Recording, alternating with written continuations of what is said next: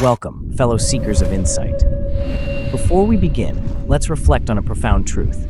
We are, quite literally, what we consume. Every idea, every story, every piece of information shapes the fabric of our minds and spirits. In this remarkable age, with just a tap, we can access the greatest minds and deepest wisdom humanity has ever known. The question is, what will you choose to feed your mind and soul? Let these ideas become the good company your mind keeps, guiding you toward a more informed and empowered existence. Now, let's begin our journey together.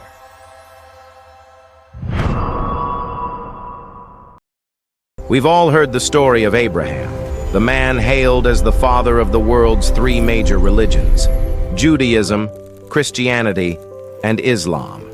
It's a story passed down through millennia, taught to generations as a tale of faith and obedience. But what if that's only part of the story? What if Abraham's journey wasn't about the foundation of religion at all? What if his story was something deeper, something that transcends religious labels? What if Abraham's journey was about awakening, a spiritual revelation that challenged the systems of control around him? To understand the connection between the Bible and the Matrix, we must return to the true essence of Abraham's story, a story not about religion, but about breaking free from the illusions of man-made structures. What we might call the Abrahamic idea is the first step towards spiritual awakening, a journey out of deception and subjugation. Think about it. Abraham's life began in Ur of the Chaldees, a city at the heart of one of the most advanced civilizations of its time, Mesopotamia, the cradle of human innovation with its great temples, sophisticated systems of trade, and powerful religious institutions. But these very innovations were also part of a system, one designed to control and keep people asleep to the deeper truths of existence. And yet, Abraham questioned. He looked at the towering ziggurats, the rituals that had shaped his entire life, and he felt something deeper. Something was wrong. There was a truth beyond the gods of stone and wood, a truth beyond the power structures of the day. Abraham's decision to leave the city was not just physical, it was spiritual. He was breaking free from the matrix of his time, the matrix of man-made religion, government, and control. He wasn't simply rejecting the gods of Ur, he was rejecting the entire system they represented. The very nature of the Matrix as a worldly system, described as the beasts in the books of Daniel and Revelation, is to keep you within its boundaries and under its direct influence, preventing us from perceiving reality beyond its constructs. Abraham understood this. To leave the cities of ancient Sumer with their power structures, luxuries, and distractions, in search of true freedom and a deeper connection with the divine, was a radical step, one that would alter the course of history. Yet Abraham came out, to cross over, to break free from systems and environments of subjugation, both mentally and physically, in pursuit of a higher purpose, in search of the God self. And it all began with questioning his entire world until that point.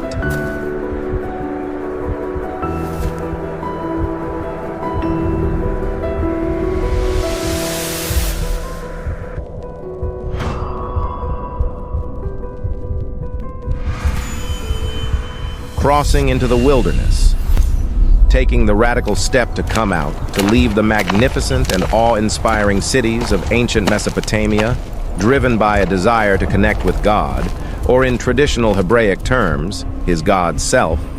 This was the defining moment of Abraham's journey. This was his moment of truth, the moment of awakening, the moment when Abraham realized there is more to life than the confines of man-made civilization.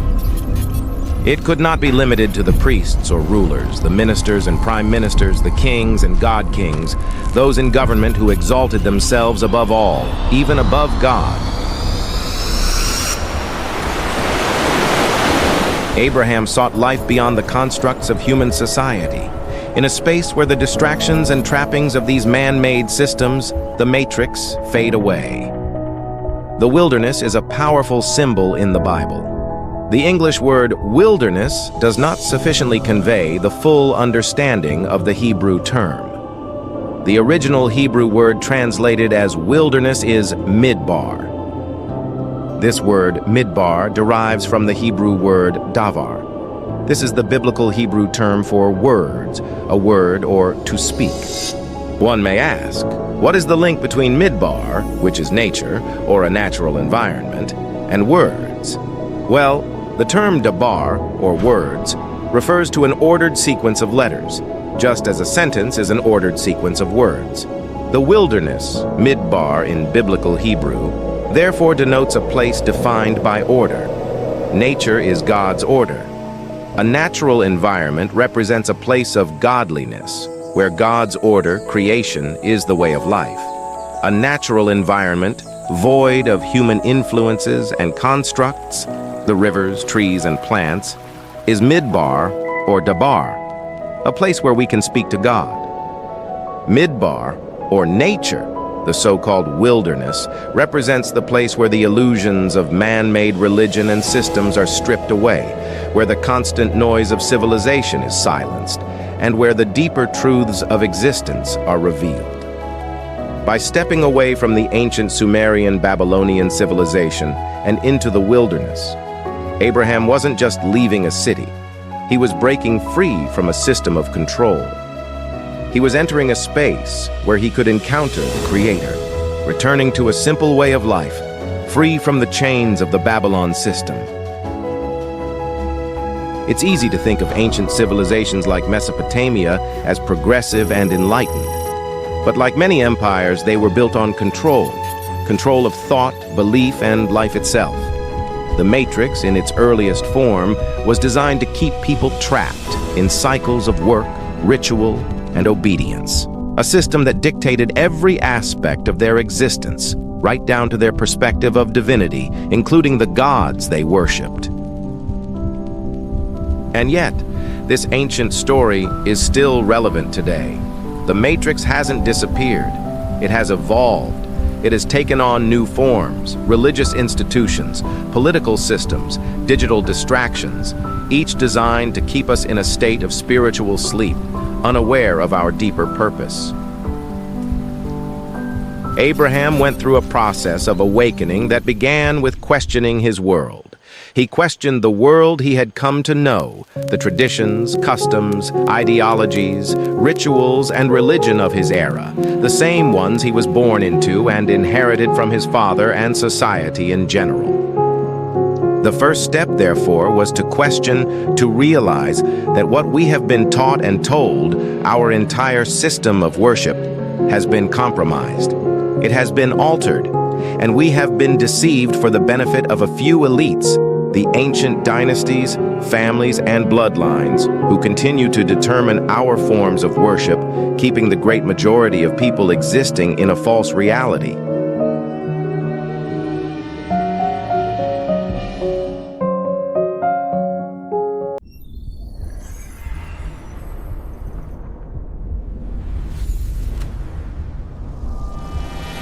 Many people today talk about the Matrix, a hidden system of control that manipulates our reality. But what if this concept isn't as modern as we think? What if its origins go back thousands of years, buried in one of the most misunderstood texts in history? The Bible has often been framed as a purely religious book, but this viewpoint may obscure its deeper significance. Could it be that it's more concerned with world governance than with religion? Before you jump to conclusions, forget everything you've been taught to think about the Bible. It's been framed as a purely religious book, but what if it's not? At this point, it's worth asking, why have the most powerful empires, rulers, and institutions throughout history, whether ancient Ptolemaic pharaohs, Roman emperors, popes, kings like James, or even modern political bodies, been so interested in shaping our understanding of these texts, often through evident mistranslations and misinterpretations? Could it be that these entities recognize the potential threat the Bible posed to their systems of control? By manipulating our perceptions of its message, they could obscure the deeper truths within the text. truths that might empower people to see through the systems of deception and control that have governed human societies for millennia. Throughout the books of Revelation and Daniel, we encounter mentions of the beast, a reference to world systems of human control. The image of the beast sitting over the waters symbolizes a system influencing the masses, with the water in Revelations representing the nations or people under its sway. These metaphors point to an overarching system that governs not through overt force, but through manipulation of perception and reality, keeping entire populations bound to its influence. Throughout history, various texts have detailed this matrix, a system of deceit that governs through manipulation and keeps humanity in confusion. These writings offer a blueprint, showing us how control has become more subtle over the millennia. The ancient world referred to it as Babylon, a web of control manipulating entire populations. But this wasn't just a physical empire. It was a system of lies designed to keep humanity submissive and confused. A system that eerily mirrors the matrix we live in today. But here's the twist. The Bible doesn't just warn us about the matrix. It shows us how to break free from it. Its message has been distorted by religious dogma, but those who dig deeper will find it's not about submission, it's about liberation. So maybe the real question is, what if the Bible has been right all along, but we've been looking at it through the wrong lens? To truly understand the matrix, we have to go deeper into the original Hebrew. In our next video, we'll uncover the real meaning of worship and how it ties into the ultimate system of control. Stay tuned. Please share, like, and subscribe if you want to uncover more hidden truths about the world you thought you knew.